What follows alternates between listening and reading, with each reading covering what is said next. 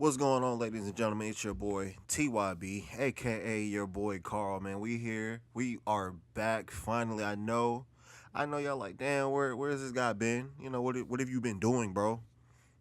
You really, do you really want to know what I've been doing? Nothing at all. Let's just be real. I'm not gonna start this off by telling y'all what I have been doing, what's been preventing me from bringing this content, because nothing has been preventing me from doing this. Every Friday, I spend my time doing nothing. I get out of class, I come in here, and I get on my ass. And there's been plenty of times where I could have got up and did a podcast. It was plenty of times last week where I just had the urge to get up and do it, but my laziness kicked in. But I'm here, man. I'm motivated to do this. I'm very eager to be doing this. First and foremost, as some of you know, we are no longer just, or I am, or we, or however you want to say that, no longer just going to be on the iTunes podcast app. We also are going to be on Spotify, which is huge for me. You know what I'm saying? Like my boyfriend said yesterday, I'm on my Joe Budden shit. Jump off Joe Beasy. Um, I'm excited, man. Not only we're doing SoundCloud, iTunes, podcast app, and YouTube, which we are also releasing the YouTube or the episode today on YouTube. We're also going to be on Spotify. I'm very excited about that because for me, I use Spotify over anything else, over Apple Music. I prefer it, in other words, over anything else. So for me to be able to see my own podcast in Spotify, it's going to be just great. It's going to be huge. And to be honest with you, if you are doing podcasts yourself or you know somebody that's doing podcasts themselves and they want to get on these big platforms, tell them I put no money into getting my stuff on these platforms. So if you know anybody that's doing this and they want to get their stuff on a bigger platform, tell them to either come holler at me or do your Googles. And just keep looking, because the situation I was in, especially when it came to trying to find somebody to host my episodes, was how much did I want to pay, if anything. And if you just keep looking and keep looking, man, like I did, I just found free ways to get what I needed, and so we're here. But man, really, I'm excited to do this today. Of course, the NBA has been running fucking crazy, especially in the past day, 2 days or whatever. That's what we're gonna be talking about a lot. I'm trying to keep these episodes from here on out like under 20 minutes. Make them like, quick little episodes just so you can digest them a lot quicker. Definitely gonna be diving into this NBA stuff. Anthony Davis, Kyrie, Kristaps, New York, Dallas, all that stuff, man. But first, bro, I'm just gonna start off with this Kyrie stuff, man. I want to kill all of this shit. Kyrie ain't going nowhere, like absolutely nowhere. I know some of you listening, one in particular who happens to be a Lakers fan, he know exactly who I'm talking about. We talked about this today. Yeah, I'm talking to you, bro. Kyrie's not going nowhere, and my frustration with this whole Kyrie is getting traded now after he's committed verbally twice in front of Boston. He did in an interview. He also had the ESPN commercial where he said he wanted to hang his number in the rafters. You don't just say or do these things if you had every intention of leaving at the end of the season. That just makes no sense. My frustration is this didn't start until Kyrie called LeBron. Imagine if Kyrie never called LeBron after we lost to Orlando. We won a 3-game losing streak and this is before the midway point of the season. So, and when I say midway point, I'm saying the All-Star break. He called LeBron after 3 games, after losing 3 games, and if for me, I have to go and hear word for word what you said, and I also have to see how you said it, and I want to see why you said it. He called LeBron, really, like he said, to apologize, because when LeBron was in Cleveland with Kyrie, especially when he came back initially, Kyrie was that young guy, as to where like Jason Tatum and Jaylen Brown is the young guy to Kyrie, and he's apologizing pretty much because he didn't understand the importance of doing what it took to win. And he came to LeBron like, I'm understanding where you coming from now as a leader. I didn't take that as like, oh damn, yo, these dudes are trash, bro. I'm like, what's good with LA? Like, that's how people want it to mean, when that's not at all what he said or at all what he implied. Nothing like that. And he's today even he came out today, and of course, I think some of you have seen the whole Kyrie ask me July 1st stuff, and I don't owe anybody anything, whatever. people are of course taking bits and pieces and making implications. For me, I looked at it, I'm like, okay. At first, I was a little shook because I'm like, okay, this is just gonna fuel the whole Kyrie wants to leave crap. Like, I'm just like, okay, let's just go see for ourselves. Let's not make any assumptions yet because I got the notification. That's all it said. Ask me July 1st, or either said that and I don't owe anybody shit. That's all it said. So of course, there's a lot of people out there that just takes the headline and run with it. They don't want to go read anymore. They don't want to go to listen anymore because it helps fuel what they want to hear or what they want to see happen. Oh, this is helping me think Kyrie's going to really leave, so I'm going to run with this. And then that's how you get your feelings hurt. If you take the New York shit, for example, when everybody was like, oh, yeah, Kyrie finna leave. He finna go to New York. This was before he came out and said he plans on re-signing. Oh, yeah, Kyrie going to New York, for sure. Him and KD finna link up. Then when he come out to do, I wanna re-sign with y'all if y'all allow me to. That's what he told the fans in Boston. He comes back, does an interview. I have every intention to sign with Boston. Don't ask me numbers because we don't know yet. That was number 2. Then the commercial. That's 3 right there. So it's like, for me, I'm frustrated with people who are running with it. They're not learning from past experiences. Look at Kawhi. Look at Paul George. Specifically Paul George, because everybody and their mama thought he was going to the Lakers. And what did he do? He re-signed with OKC. So it's like, for me, I just know to not believe sources said, because in some situations, like I've been one of those that thinks Rich Paul is behind a lot of these rumors with Anthony Davis and Kyrie. Like, I think so, because especially with Kyrie, because this is what I found out. Kyrie, when they said there's a growing belief, quote unquote, that Kyrie wants to leave, sources said close to Kyrie and the Celtics. You got to think, not Anthony Davis, but Rich Paul also manages Marcus Morris Sr., technically, because he's got a kid now. But I feel like that is his way of saying he's got a source. I don't even think Mook said it. I think Rich Paul is just using the fact that he also manages Marcus Morris. He's using that to fuel these rumors to make people think that Kyrie is leaving, so teams like New York and LA can go hard after him. I don't think people are really considering, like, you can't go off of word of mouth. You can't go off of what sources said. I want to hear from the source. I want to hear what Kyrie has to say. Because, like I mentioned plenty of times before, he said out his own mouth he's resigning, and I haven't heard from him otherwise. He just came out today and pretty much was expressing his frustration with how all of a sudden now that Anthony Davis is in these trade rumors and he wants out in New Orleans, he's getting dragged into it. I went and listened to the whole interview and I read a whole two ESPN pieces. And people, of course, are implying when he said that asked me July 1st and all that shit, he's leaving. No, don't see how you got that. Because if you really listen to the whole interview, he's expressing how he's frustrated with the media. That was like his whole focus. He's frustrated with how the media is saying, now that Anthony Davis wants out, he wants out. When he already came out and said he's focused on winning. He's come out several times when it's about Gordon Hayward. Yeah, we need Gordon Hayward, to be here because we plan on, doing this for the next few years. He said that a few times, especially this season. I forgot to mention that. People, of course, Bleacher Report, ESPN, they don't want to report none of that. They just want to fuel this shit so they can get clicks. And that's the whole idea behind it. Let's put out these rumors. We don't know if it's true or not. Just because we work for ESPN and stuff, these people are going to believe us. They think we got real sources. No, bruh. The only people I really take serious is Woj, or however you say his name, Adrian, and Shams. I don't think either one of them has said Kyrie has wanted out. Woj might have. I don't think Shams has. So it's like you can't run with everything you see. I don't think Kyrie is leaving. Point blank, period. Now, I don't think Anthony Davis is coming to Boston. I'm a sole believer in that. I believe that 100%.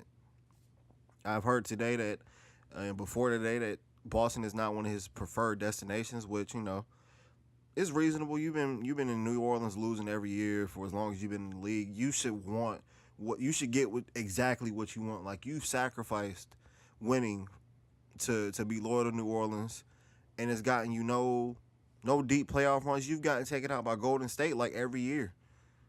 Like ever since Golden State's been on top and New Orleans has been in the playoffs since 2014, 2015, they've been beat by Golden State like every year.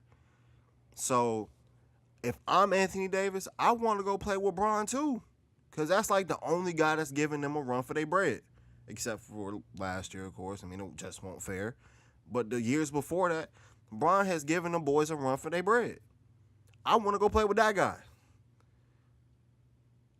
At the same time, I get to play in a fantastic market like Los Angeles. I got a lot of respect for the Clippers. I got a lot of respect for Doc. Shout out to Doc Rivers. But the Clippers ain't landed Anthony Davis. And if they do, it's a possibility he can resign just because it's LA. But I think that's gonna be a rental situation too, because he specifically wants to play under Magic and play with LeBron. Now I was also thinking before yesterday happened, before the whole New York shit, we're gonna dive into that a little bit as well. I thought it was gonna be a situation like DeMar DeRozan and Kawhi. You got Anthony Davis is Kawhi in this situation. He goes to his organization, lets them know, yo, get me out of here. Y'all boys have done me wrong. I don't want to be here no more, whatever. I figured they would look at all their trade possibilities, you know what I'm saying, see these packages, but ignore that and just go swap superstars with somebody like Toronto and San Antonio did. They swapped Kawhi for DeRozan. So I'm thinking, damn, New York might do that. They might swap Kristaps for Anthony Davis, take a risk on Kristaps because he still hasn't played. He's still injured. And then how do you know how good he's going to be playing when he comes off of this ACL injury? That ain't no light injury. That can drastically change how you play. That can drastically change and alter your athleticism. I've seen it. I've seen guys leave and come back off of ACL. Look at Derrick Rose. I was about to say Boogie, but Boogie was an Achilles. Just look at how it takes players a long time to get back to themselves after injuries like that. Not necessarily ACL. So speaking of Gordon, look at Gordon. His was an ankle. I don't think it's as bad as an ACL. I mean, I'm not an expert in that field, but when it comes to these severe injuries, bro, you can't gamble on these type of players because you don't know how they're going to look when they come back. You don't know how long it's going to take for them to get back in shape. But I got faith in Kristaps. I got faith in Dallas. Kristaps, I got faith that he's going to come back. It's going to take him, I give him a season and a half before he back on top. And then Kristaps and Luka? I'm on my Soldier Boy shit. Luka? The man who got snubbed from the All-Star game, Luka Doncic? Come on, bro. That's going to be scary. Not to get off of this Kyrie and Anthony Davis shit, just talk a little bit about Kristaps real quick. That's going to be scary in Dallas. They got their next Dirk. They replaced Dirk with Dirk Jr., the man who idolizes Dirk. That is so perfect. He's even come out and said that he looks up to Dirk. That is so perfect for Dallas and their fans. Shout out to my cousin, man. He's a diehard Dallas fan. I need to talk to him about this too because I know he's happy for this. So shout out to Dallas and them for pulling off this steal of the century. Cause New York is, boy, like I said, we're gonna talk about that. But this Kyrie shit, I mean, he ain't going nowhere, bro. And if I'm wrong at the end of the season, I'm wrong. You know what I'm saying? I'm not really, I know there's no way to replace a Kyrie, especially not with Terry Rozier. But even if we were to lose Kyrie, I don't think we are hurt by any means. Like, of course, we're losing a superstar, but we still got so many. Jason Tatum can be the future of the organization from then on. And there ain't nothing wrong with that. There's no way none of y'all can tell me you wouldn't want to have Jason Tatum as your cornerstone. You ain't got nobody else. That man is up next, guaranteed. And everybody else, Jaylen Brown, Marcus, Terry, Al, Gordon. I still got faith in Gordon. Give him a year and a half. I really see him coming back into form every now and then. For him, I think it's just a matter of like that psychological side. Like you experience something like that, it'll fuck your head up, bro, and it'll take a little bit for you to get back to where you want to be. So I get it. But if we do lose Kyrie, I still think we're fine because you got to think. Look how far we got into the playoffs without a single game played by Kyrie. Not saying that we can repeat, you know what I'm saying, and do that over and over without Kyrie, because who wouldn't want Kyrie on their squad? But I don't think it'll be the end of the world, especially with this draft, especially with people moving around in the league. Like I was telling my boy today on Twitter, forget Anthony Davis. I think that's out the window, and I feel like Boston knows that too. Go snatch Bradley Beal up, because I heard he's on the trade market. Go snatch Bradley Beal up.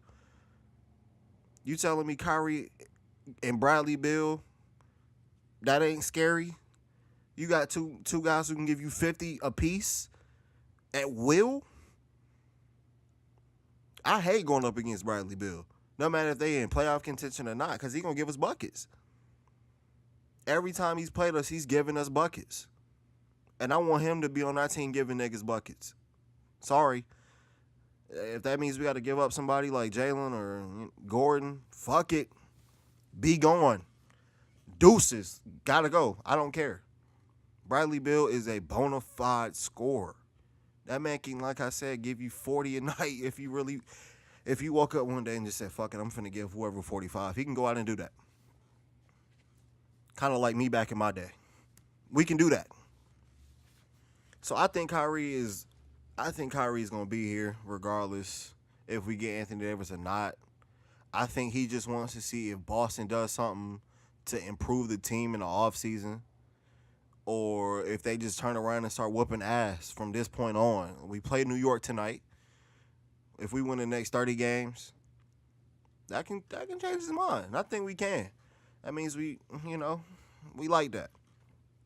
But back to this New York and Dallas shit, bro. I want to talk about this a little bit.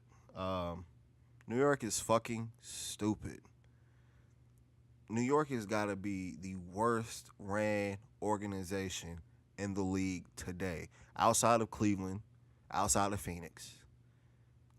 Because New York traded their cornerstone piece, their superstar, the guy with the keys to the city. Melo handed them keys over. And you trade him for the guy you could have drafted 2 years ago.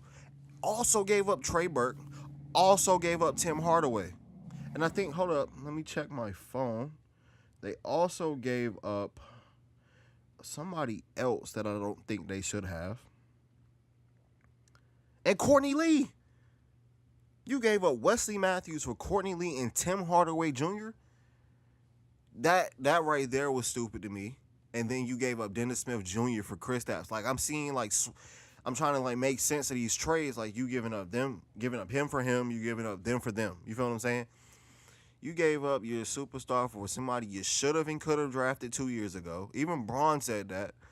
So I think that makes my point even much stronger. Even though I don't fuck with Braun. Somebody help me make sense of the situation.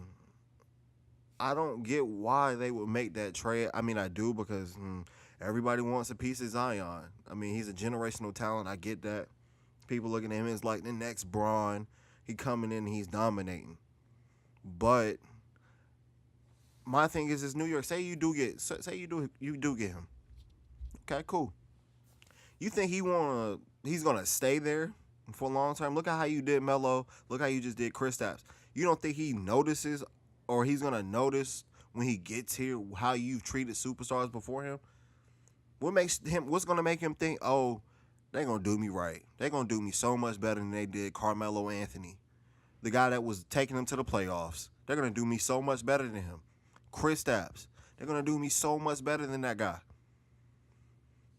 And I don't personally think they're going to get him. I think Cleveland or Phoenix. It's like, and then Cleveland, oh my God, Cleveland just... Oh, God. I just love the fact that they are losing, because Tristan Thompson did that big talk at the start of the season. He was running down teams in the East. Oh, yeah, we beat y'all. Oh, yeah, y'all didn't even make it here. We're still the kings of the East. Now you the bottom of the East, bro. And where the fuck is Kevin Love? Like, did he just stop hooping? Did he go back to UCLA and go teach or something? What's going on with Kev? You know what I'm saying? I want to see Kev hoop. Just not in Cleveland. Send Kev to LA with Braun or something. Somewhere. Send him somewhere. Like, send him to Denver. Send him to Minnesota. Back to Minnesota or something. Kevin Love, when he get back, he need to be one of these guys like, yo, bro. Yo, Cleveland. Yo, Dan Gilbert. Whoever running their organization. Yo, it's time for us to go opposite ways, cause y'all niggas trash, bro. Like I've been at the crib watching y'all. Y'all boys ass, and I don't want to hoop with y'all. He need to go tell them straight up tonight. As a matter of fact, I hope he listen. Hey yo, Cap, come follow my podcast, bro. You know what I'm saying? Holla at me, bro, if you want to hop on some shit. Um, yeah, bro. New York just didn't make sense to me. I understand you want to tank for Zion. You want to make it more evident that you are doing so. You have no intention of winning. Your best player is now Enos Cantor. I don't get it. I don't get it. It's really not making so much sense to me. But we're gonna see. We're gonna see how it plays out. I got a lot of hope that for Dallas that they turn up with Kristaps and Luka. I'm telling y'all, bro. That might be my new team on 2K20. Because I doubt Kristaps is gonna be back this season. So 2K19 is out the window for him. 2K20. All my dudes listening that know how I get down on 2K, just know that Dallas is going to be in my teams next year. It's been a minute since I done ran with Dallas, since like 15, 16 when Dirk was still okay. But just know that it's going to be scary for y'all. But let's see. I think that's all NBA that we're going to talk for this episode. I do want to talk a little hip-hop, a little music. J. Cole dropped a new track, Middle Child. I know some of y'all listening, maybe two of you in particular. One I know for sure is listening. Same dude I was referring to earlier. You know who I'm talking about. That new track, bro. Like J. Cole said, bro, it's gonna be a tough year for you haters, man. Like that, the whole Dreamville tape I'm looking forward to. But this Middle Child, bro, I already know the NBA finna play that before every playoff game. So by April or May or whatever, shit's gonna be played out. Every playoff game is gonna have Middle Child or whatever, like the beat at least. Like, so just expect that. I'm calling it now. NBA is gonna get their hands on this track. They're gonna find out J. Cole dropped some shit some months later. I'm like, oh yeah, that's some heat, y'all. Like, let's use that. Nah. Just enjoy it now before the NBA get their hands on it. Maybe even the NFL. Fuck them too. Also shout out to J. Cole because he's gonna be performing at the All-Star game in Charlotte. I salute that big time. That's a local, NC native. I don't think anybody else should have been doing it. I heard Meek is doing it too, which I don't think he should have. I think it should have been solely J. Cole and maybe a band. Like, I don't think you should have two rappers, especially two big time rappers. I think you should have kind of went to a different end of the spectrum from J. Cole. Should have got like Coldplay or some shit. Go get Ruben Studdard or somebody. I don't know. Just not Meek Mill. He had the Super Bowl, let J. Cole and somebody else have the All-Star game. But I'm excited for Cole, man. Like, KOD was amazing. Middle Child, I'm like, me and my boy Brendan was talking about, man. I'm just happy he got on somebody else's beat. I know J. Cole can produce his own shit and some good shit. Nonetheless, I'm just glad he got on something a little bit more modern with this trap and still was talking his talk. Like, and it wasn't just no bullshit. Like, he was on his shit. He also threw shots at Kanye again.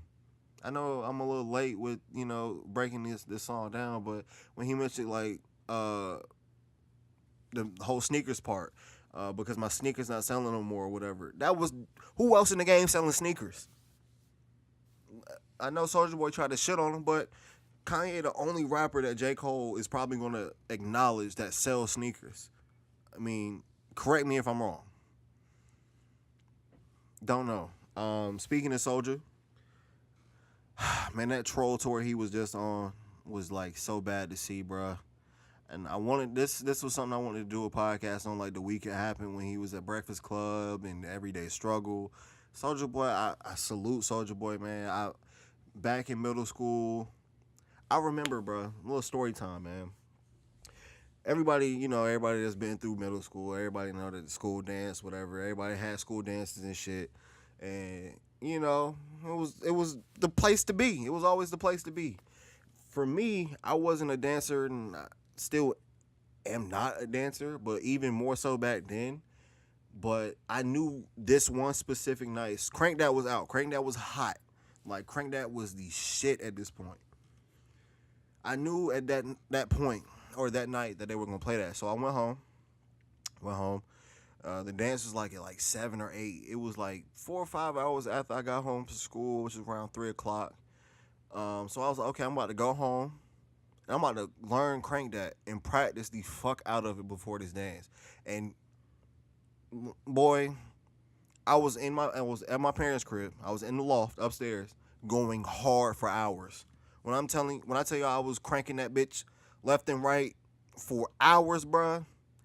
When I got to that dance, bro, I was so goddamn tired, bro. I didn't even want to be there. But got there. I was on the wall the whole night. I think I was posted up with I don't even know who, but I was posted up with a few people. I ain't no lame. I got friends, bro. So posted up on the wall. All of a sudden, all you hear is that, yo, I'm okay, boy, what? Put my game face on. You would have thought it was the fourth quarter. I had that serious look in my eyes. Had that Kobe mentality in my eyes, bro. You could have. It was crazy. It was live. Everybody was going crazy. So I'm not finna post up on this wall all day. I'm finna go do what I've learned tonight. Went out there and went hard. But back to Soulja Boy, bro. Like, I salute you. I know what you've done for the culture. I saw it firsthand. You changed the whole game, like how people do things. I give you credit for that, but I can't give you 100% credit like he was on Breakfast Club and Everyday Struggle saying he's the reason Spotify, for example, exists. That's a cap, dog. That's a big cap. I think streaming was already a thing before Soulja Boy. Music streaming like was already like coming up at that point. Shout out to LimeWire, bro. You know what I'm saying? Shout out to all my LimeWire guys. You know where we came from. Started from the bottom, now we're here. I can't give him that credit, bro. Like, cause I know for a fact I was streaming music before Crank That came out. I know that for a fact. Whether it was from YouTube, LimeWire, or anywhere else. I think AOL had some shit. I don't know. I know Soulja Boy can't say he is the reason these platforms exist. I can say you played a role in how the landscape changed for streaming. I can give you some credit for that. I can't do the rest. I also gotta call him out on that console. That shit is fugazi. I need people to realize that shit is not a console. That is just him selling an emulator. And emulators are fucking free. Like I was telling French, I was talking to him about this when it was happening. I can go online right now and get every game off of his quote-unquote console. And yes, I'm doing air quotes. Yes, I am. I can get every game off his console and go download every single one of them to my laptop and go sell the same shit for like $5 right now. It'll take me some time to get every game because I know there's like 8,000 games or some shit or whatever. But that's bullshit. It's not a console. It's not a system. It's just an emulator in a cheap plastic box. Like, come on, bro. All the products he's putting out is ripoffs and fugazi. That's why Nintendo took his shit. Come on. Like, I think, and Soulja Boy is so caught up like with that whole Tiger shit, he had the biggest comeback. And like Charlamagne was saying, we are talking comeback musically. Tiger had a big record. I don't remember the last time I went to somebody. I know it was probably high school, actually. I'm capping. It was probably high school. Last time I asked somebody, yo, you heard that new Soulja? And it wasn't everybody I was asking. It was asking a few certain guys that I knew listened to Soulja. And that was it. Nobody listening can tell me the last time you have listened to a new Soulja Boy track or tape, or anybody has asked you when the last time you've listened to a new Soulja Boy song or a tape or album, whatever, or seen a new Soulja Boy music video. None of that. You can't tell me none of that. And if you are, you are capping. I wish I had my cap soundbite ready, but I am not prepared for that. Whatever. Soulja Boy gotta stop capping. I know he's kind of like toned down big time, or whatever, but I just think he's so caught up in this attention from social media, Shade Room, and all these medias on Instagram, academics, whatever, giving him attention. He's taking it as he's made his comeback. No, not really. He was like, people counting him out after the Migos shit and Chris Brown and all that. We did, because you were tweaking then and you're tweaking now. he's not understanding, like, come back, we mean drop some heat. Give us Crank That too. Give us a sequel to that Soldier Boy. We finna crank that bitch again. Something. We don't wanna you're relevant for the wrong reason. Like, that's what I think, like, Charlamagne was trying to get across to him. You didn't make a comeback off of music. You're just relevant because you're wildin'. Nobody's buying that console. Nobody's buying the Soldier Pods, the Soldier Watch. Nobody's doing none of that. And, like, I was watching Joe Budden talk about the whole Soldier Boy shit on Everyday Struggle, and Joe he got so much hatred for Complex and Everyday Struggle and everybody involved. It's like, bro, you left them, let it go. But he was talking about Nadeska specifically trolling Soldier Boy when she was like, why do you own so many businesses? I agree with her. He was saying, how can you say that to him when you previously said you support black businesses, but you don't support him? Because what he's doing, a lot of the shit he's doing is fraudulent. It's bullshit. That console, for example, that's fucking fugazi. And then with the whole, when she was like, why do you own so many businesses? I agree, because you look at that console, you look at everything he's selling on that Shopify shit, it's all bullshit. So you gotta ask, like, why do you own so many businesses? What is real and what is not? I think that bitterness in Joe, he didn't really understand her perspective. I understood it completely. Soldier Boy just, man, you hate to see it, bruh. I just remember back in the day on Bebo, I had my whole theme on my Bebo page to be Soldier Boy. Had the, the moving, I don't know what this shit called, man. Back in the good old days. Like I said on Twitter, a lot of y'all didn't own Bebos growing up, and it really shows. Like, everybody, pray for Soldier Boy, man. Just pray for Soldier Boy. One more thing before we head out of here, man. Y'all need to go check out that boy Melly, YNW Melly. I know some of y'all listening. Y'all know I've been wearing out that Murder on My Mind. That nigga's got a lot on his mind. He's got 3 tracks where he's talking about shit on his mind. Murder on my mind on my murder, and mischief on my mind. Like, damn, where's your head at, bro? I mean, I know you in jail, so your mind do wander a lot, but goddamn, you good? Go check him out, though. He's got mixed personalities with Kanye. I think I first saw that on my boy Ben Johnson's Instagram. And I was, okay, I see Kanye got he's on a new record. Finally, I haven't heard no Kanye music since he, did his stuff in the fall with Nas and Tiana and Push. Great little run from good music. But I was, okay, it's time to see some new Ye. I got him muted on Twitter. I'm just tired of seeing Kanye rant about Drake and Trump and people suppressing him because of his hat. I don't care no more about none of that shit, Kanye. And y'all know I'm a stan. I love Kanye to death, bro. I know a lot of y'all who know me personally know I pretty much worshipped him growing up, especially like through high school, the Yeezus stage and all that, bro. I hate to see him go through this shit where he's just flip-flop. One minute he don't support Trump, next minute he's embracing him, he's accepting him, he's enabling the shit he says. It's like, I hate to see that shit because I am a huge Ye fan. I started making music because I loved listening to Kanye shit, so I wanted to go do it my damn self. I wanted to be an artist just like Kanye. So I hate to see it. I hate the fact that I can't even really look at dude tweets without, like, just cringing at everything he says or does. It's just like, bro, drop that Yandi, bro, and shut the fuck up. Like, excuse my language. I know kids are listening, man. I know my kids are listening. Whatever, bro. Like, man, I think that's all we got for today, though. I want to make this fairly quick, talk about a lot of things.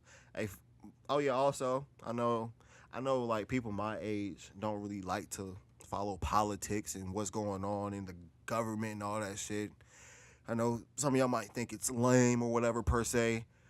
I follow it a lot. I watch a lot of CNN. I follow a lot of what's going on with Trump and this wall shit.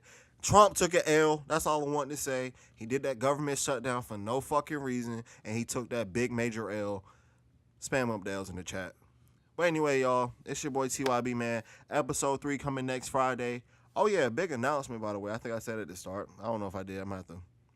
My mind has just been all over the place. But ProjectCatPodcast.com is on the way. You know what I'm saying? We locked that down today. We working on getting the site together. The domain is locked down. Just working on the site. Gonna be real simple. We're gonna keep the latest episode up on the page, both from YouTube and links to Spotify and the iTunes podcast app. But the website is on the way, so there'll be a central location for everything Project Cap. That's coming. The YouTube episode will be coming out today, if not tomorrow. Working on putting that together after I release this. I'm excited, man. Episode 3 coming next Friday on all mentioned platforms. Maybe we'll have a guest, maybe not. Maybe it'll just be your boy again. Maybe we'll see. I'm not gonna foreshadow to what's happening next week. I like to keep what I'm gonna talk about, what I'm gonna do for each episode under wraps, just to, keep that element of surprise, so you don't know what to expect. But like I said, man, it's your boy TY, man. I'm glad y'all came to check in. We coming back next week, episode 3. It's your boy as always, and I'm signing out. Peace.